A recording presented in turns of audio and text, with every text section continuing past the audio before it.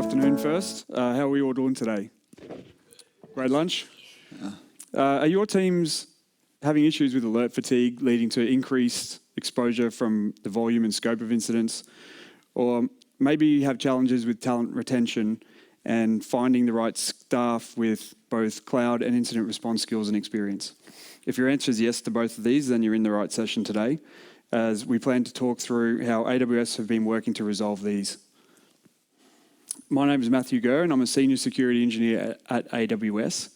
I'm the region lead for the APJ time zone of the Customer Incident Response team. And today we're going to talk about enhancing incident response with AWS CIRT, partners, managed security service providers, and independent software vendors. Hey team, I'm Lindsey Henry. I lead AWS CIRT for Amazon. Been at Amazon now for the past 5 years and a few months, and lead a global team of security engineers to help customers respond to security incidents on their side of the shared responsibility model. There have been a couple of sessions so far where they've had this blue and orange separation of the shared responsibility model. And AWS invests heavily on security on the AWS side of the shared responsibility model, but our team is there to help customers when something go awry on the customer side of the SRM. Thanks, Lindsey. I probably didn't talk about the intro as well. I hope you appreciated those two amazing Amazon Nova Gen AI images. I'll talk about that in another presentation. So this is a mandatory stat slide. So these types of metrics are probably not going to surprise anyone or be new, but we're going to try and quantify some of the impacts of these challenges. So time to resolve. On average, when we speak to customers, we hear that it takes approximately between 3 and 5 hours to triage a security finding. This aligns with the industry data that shows it takes on average over 250 days to identify and contain a major security incident. The longer an incident remains unresolved, the greater for potential major incident. SOC teams spend approximately 30% of their day investigating false positives. Teams are just unable to properly acknowledge and investigate many of their daily security findings. And those critical alerts that go unaddressed potentially lead to a serious security event. So announcing the Customer Incident Response team, Lindsey briefly touched on it. So with our team, to give you some context, we've been helping customers respond to security incidents since 2019. We initially operated as an internal escalation from the AWS support mechanism. We were not very publicly announced until about 2021, where in a reinforced presentation, the team was officially announced. And since then, we've done a lot of work on generating public assets and generating a service offering. We help more than 1,500 customers a year on the customer side of the shared responsibility model to triage and resolve incidents. We're globally situated, and we work with customers around the world 24/7. We do proactive work as well and help customers with tabletop simulations to prepare for and write playbooks for events. Just to give some context around that as well, we've been working with one customer in our region, in the APJ time zone, for the last 5 years to iterate on those playbooks, and hopefully we'll be able to talk about that publicly later in the year. A little bit about what we do.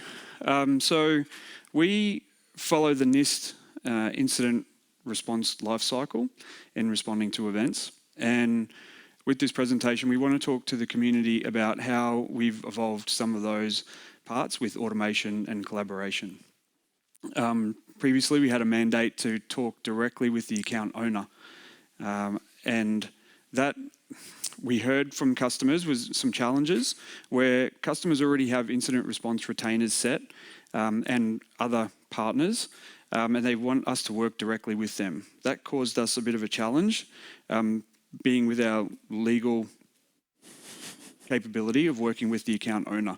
And so With that, we've been able to develop the security incident response service that helps us engage directly with the partner community as well.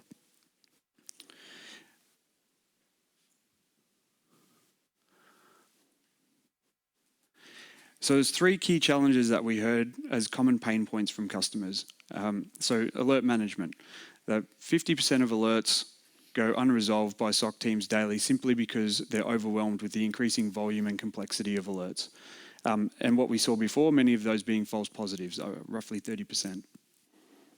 This creates a cycle of more alerts, more fatigue, missed threats, leading to potential security incidents.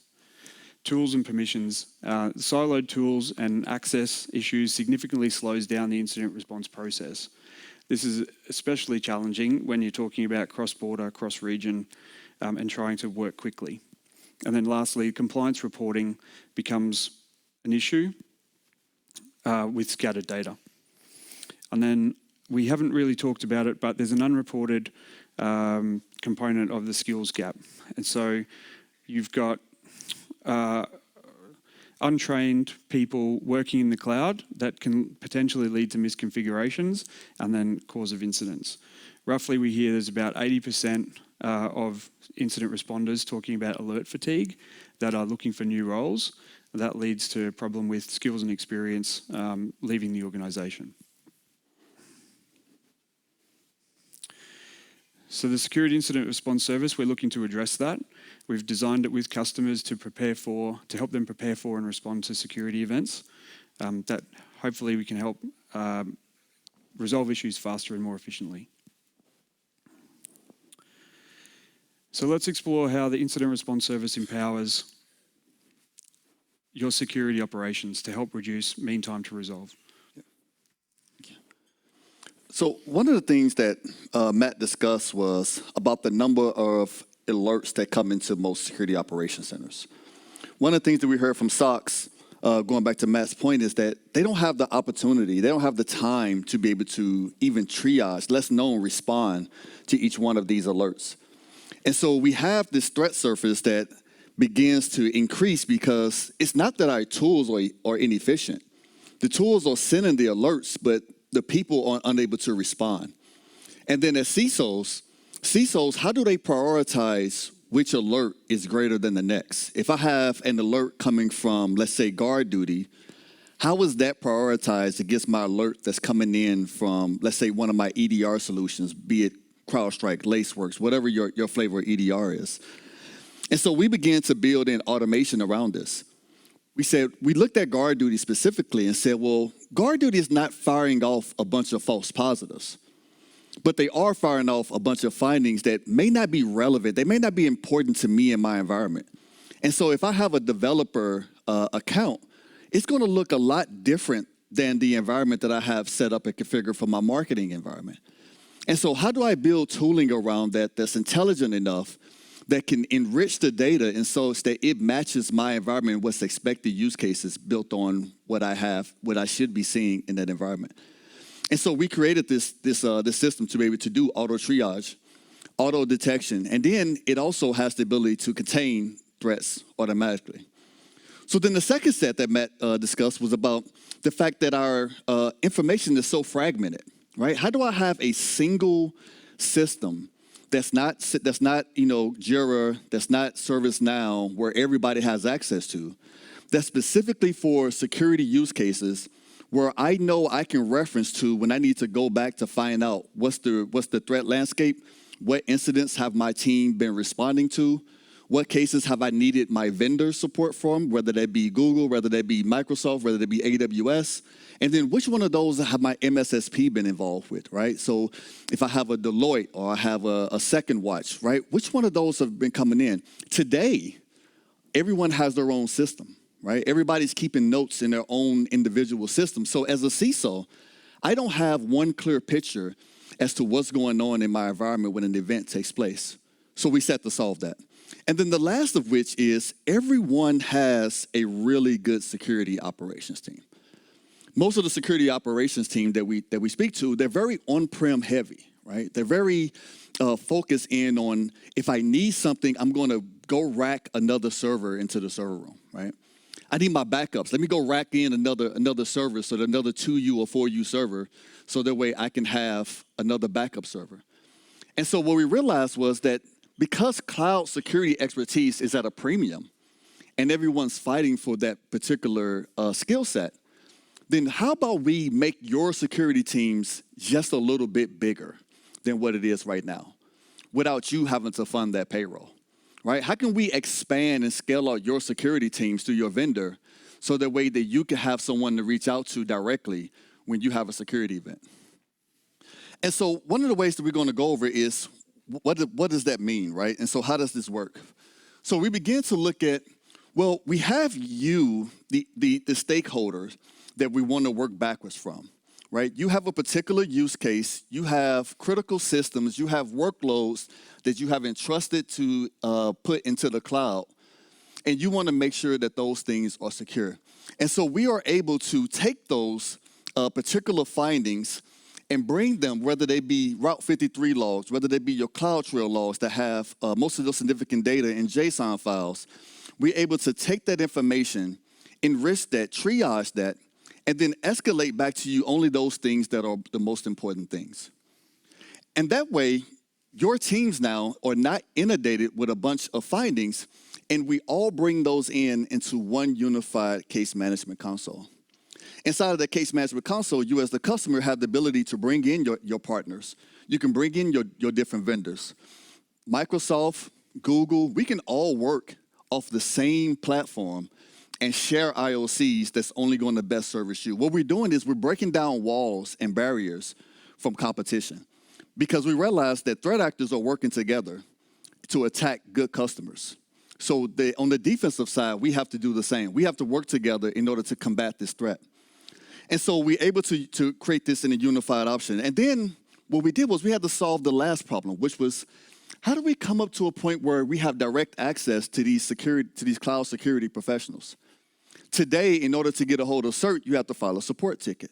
And then support will try to help you as best as they can. When they get to a point that they can resolve it, then they will escalate those things to CIRT.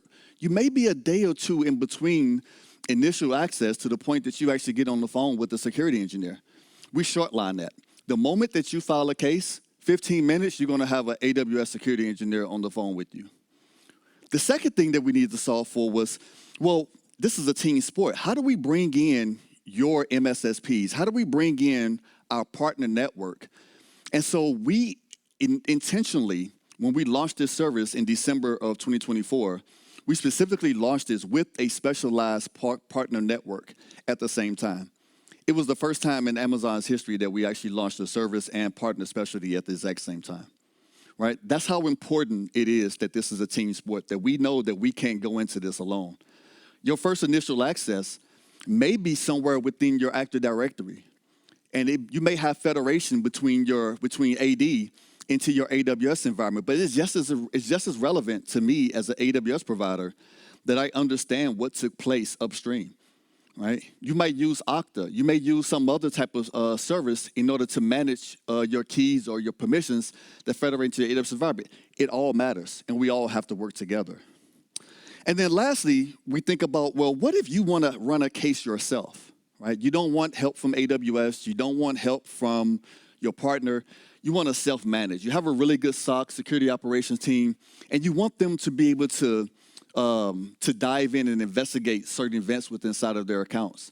And so you're able to self-manage, which we have no access to. And I can verify that because I had a customer ask me about it one time, but that's neither here nor there. The fact is, you're able to manage your own security response cases. You get to manage those that you've reached out for help from your vendors with, those that you reach out to your partners with, and you have complete control over each one of those. You manage the access to each one of those cases. You manage who within your organization has the ability to view those cases. And so at the end of the day, you are the one that's in complete control of your security operations, even though you have this spider web of other engineers that are set out to help you. So let's take a particular case. So let's say that you are a subscriber of this service, and you have a particular finding that has come up within guard duty, or one of your EDR solutions that you have piped into Security Hub. We take that guard duty finding and we ingest that directly, right? This is no action on the customer, even though this is all customer owned. The moment that we receive that, we take that finding in and begins to run through a particular set of automation that we have, right? So we wrote a ton of rules. GuardDuty releases rules almost like every week, right? For a different finding, for different telemetry that they receive. Some of that telemetry comes directly from our team. Some of that telemetry comes from our threat intelligence team, right? And so it runs through that particular automation based on that rule. Once we get that particular finding, it has a couple of choices that it wants to make. It figures, is this an expected pattern based on what we have learned from the customer's environment to date? It also looks to see, is this pattern associated with any known threat actors or activity that we see taking place amongst the thousands of other events that's going on around the world? And then lastly, it makes a decision, do I suppress these particular rules? Do I have a logic already created that I know of that I can suppress this finding and then take no action? Mind you, all of these things that I'm talking about is all documented automatically within a case note. And it's showing and it's walking you through the phases of which that finding is being triaged. At that point now, a human gets involved because a human now is going to detect to see, is this something, if it wasn't able to be automatically triaged, if I don't have a suppression rule already identified for this, then I want you to manually take a look. Now a security engineer is looking, and we're going to look at this pattern. We're going to look and see, is this behavior that we've seen that's consistent with other accounts of this nature, other customers of this nature? If we don't, then we're going to raise a case to you. At the point when we raise a case to you, now we want you to validate if this is expected behavior. Maybe you're running a pen test. Maybe you're doing some other exercises that maybe we're unaware of that you want to be sure, and that you maybe you're testing us. Maybe you're testing to see if we're able to pick up on these signals. But that's the time when we raise this to you for you to validate. If the event that we can't validate that, at that point, there's going to be a page that goes off that says, hey, this right here is active behavior. This right here is information that cannot be validated and suppressed, and we need to kick off an investigation. So now we've lowered the temperature from you receiving 5,000 alerts in a given week to maybe you're receiving 1 or 2 alerts every 3 to 4 weeks. We've now prioritized your SOC from being able to try to manually triage 5,000 alerts a week to maybe they're looking at 2 or 3 every 3 to 4 weeks. This is how we win in the security space team. So we look at, I talked a little bit about our partners. When we launched this particular service, and please, the QR codes are there for you to scan and be able to research on more additional later at your leisure, is that we had to build relationships with a bunch of our partners. A lot of our ISVs, a lot of our MSSPs, we had to build relationships with them in order to be able to go to market together. We had to figure out, how do Wiz, how does Palo Alto, how does all of these teams who are looking for and buying for customers to onboard to whatever particular platform, technology, or whatever type of professional services that they provide, like, how do we break down the competition and figure out, if you already have an MSSP engaged, we don't want to replace them. We want to augment them. We want to help them. If your MSSP is working with you and they're working with you on a particular incident, we don't want to say, you go away, this is our show now. We want to come in and join the table, right? One of the examples I give is when we come into the room, we have blank shirts on. We assume the team of the customer that we're helping, right? No longer am I wearing my AWS badge, even though I have AWS specialty. I'm actually part of your security team now with this juncture, right? So we break down those walls, we break down those barriers specifically to make sure that the customer gets the right outcome. And so when we leverage partners, we had to figure out, because again, this is a business, so we had to figure out ways to incentivize partners from being able to leverage this. And so we looked at ways that created it very inviting for customers. I don't know if you all seen last week, CrowdStrike announced that they had just launched the bundle package for their customers to also be customers of security incident response. This is huge. That two organizations that will typically be competing against each other for particular customers, that we actually come in together and say, let's do the right thing for the customer, revenue set aside. And so now customers benefit from having the EDR solution from their favorite ISV, and they also have the incident response capability from the vendor that they choose to have their most critical workloads installed on. We also looked at what are some of the ways that we can kind of scale this out, right? So we began to create this specialization, this partner specialization. So now with these partners, you know that they have the specialization to do security incident response in the cloud for AWS. So if you go into AWS Marketplace today and search for security partner, or you search for incident response partner, you're probably going to get about 300 responses, right? How do you prioritize those 300? And so we wanted to make it simple. We said we wanted to go through it, and each one of these partners have gone through a significant vetting process through us. That they've gone through a process where we have validated that they have the skill sets that they advertise that they have. And we do that through hands-on, competencies. We do that through running them through particular game days, and we run them through particular drills, the same way that we would do internally to calibrate our own employees. We did the same thing with these partners, and that's how they earn that particular specialty. And so when we look at how we embed partners, we don't want to bring on a partner later on, because typically partners are embedded within the organization. Sometimes in some of the larger enterprises, they're literally sitting in the same building as the customer. Right? That's a benefit for us. We don't see that as being a challenge. We don't see that as being a threat or a risk. They understand the environment way better than what we do going in, because they have resident knowledge of how the ecosystem is working. We begin to also look at how do we scale both sides of the service, right? We have the proactive service, which really indexes on the automation, the triaging, and the containment aspects. But then we also says, well, what happens if there's no signal?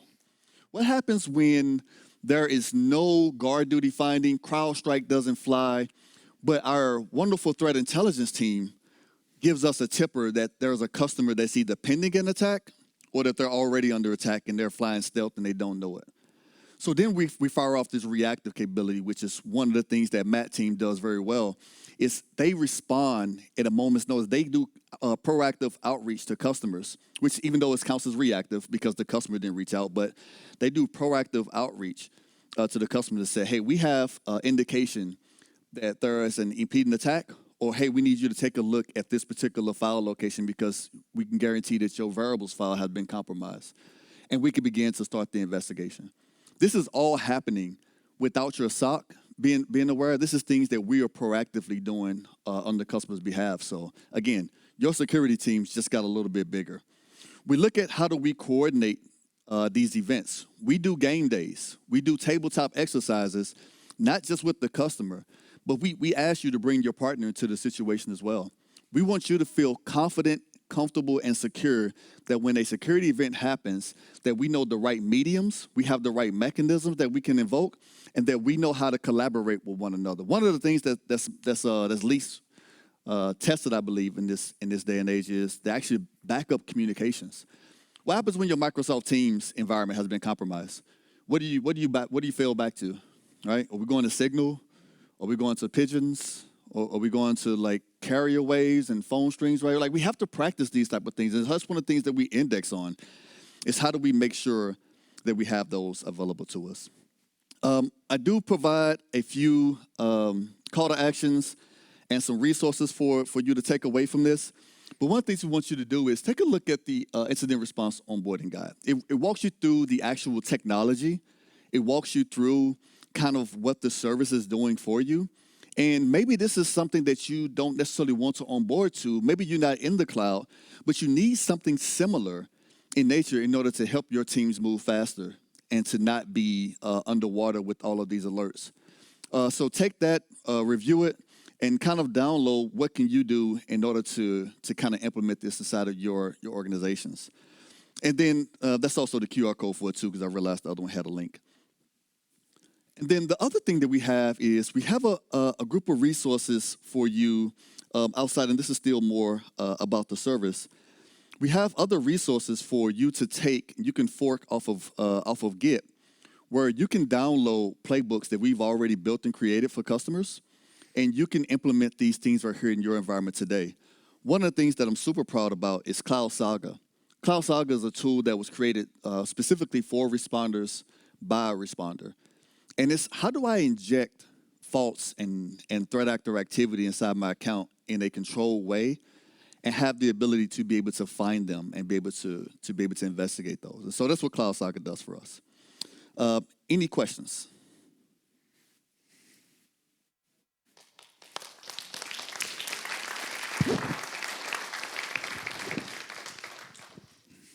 Yeah, we do have a bit of time for our Q&A up our sleeve, so if anyone does want to jump up and ask a question, 2 microphones, either aisle side.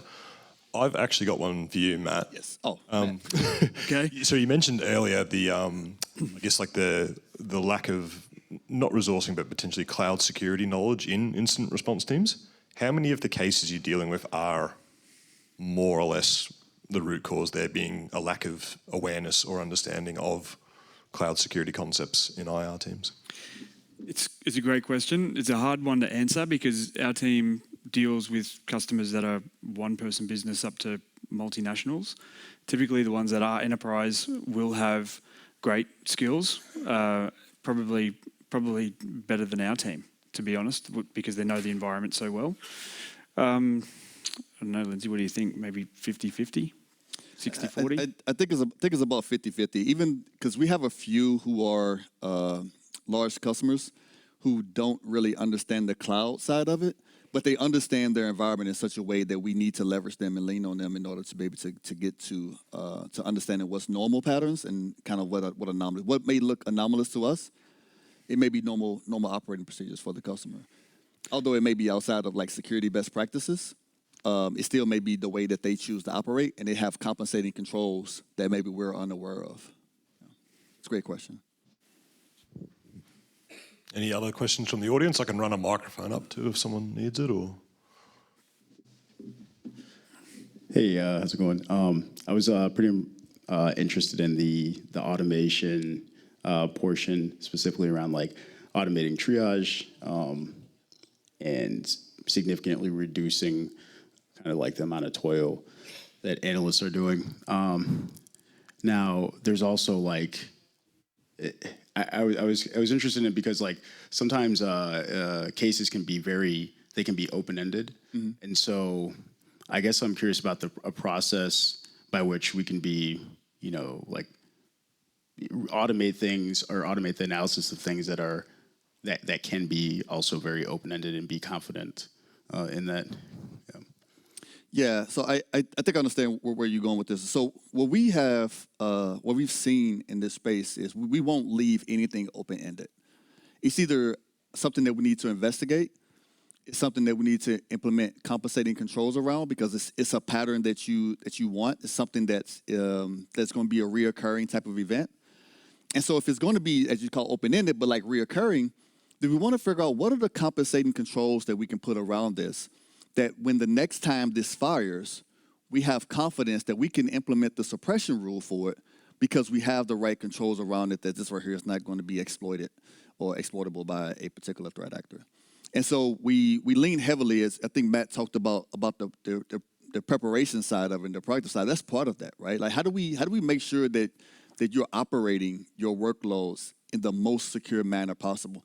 That doesn't mean lock down everything, everything from a security standpoint that people can't work and people can't, experiment and they can't be innovative. We want you to be able to do that, but let's do so in a controlled environment. Let's do so in a way that's going to be safe and secure. So I would index heavily on the compensating controls and less on leaving a finding open-ended because that may not be the best tell as well, right? If something changes, if that threat actor's pattern changes and they try to exploit that, the suppression rule will release, and that we're far off, letting us know that it's an investigation time.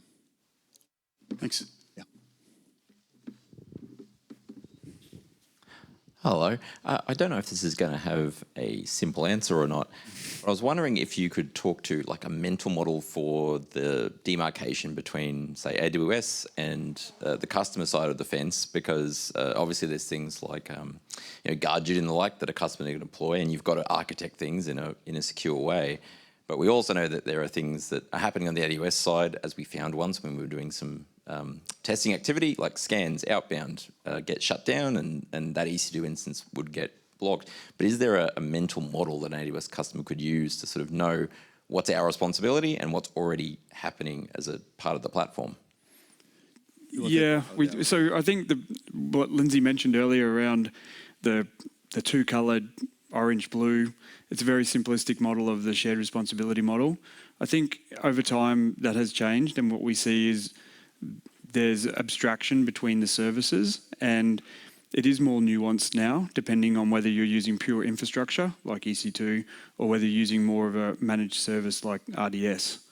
And so the more abstracted services like RDS, the shared responsibility model really lies more with us than you as the customer. And essentially with that service, like a database, you're bringing your data and your encryption keys, and then we're making sure that everything else is taken care of. So we don't have that as a slide in this presentation, but after this we can talk and I can share that with you. It is available online. There's some great resources that you can check for that. Yeah, one of the reasons why we don't have it in our slides is because we operate on the opposite side of it. So it's like it doesn't really apply to us, which, most of our VPs think that we're crazy for operating in the space that we do. But as one of our VPs said, like it's crazy, but so is allowing strangers to run code inside of your data centers. And here we are with the cloud, and seeing that worked out well for us, right? So I think we're doing okay. Anyone else? And sorry, did we answer your question in full, by the way? Yes? Did we answer your question? Yes. Yeah. Okay, cool. Anyone else? Awesome. Well, thank you very much, everyone. If you could take the time to fill out the survey, that would be very helpful for us to provide us critical feedback so that way we can adjust and make sure that the content is relevant for you. Thank you.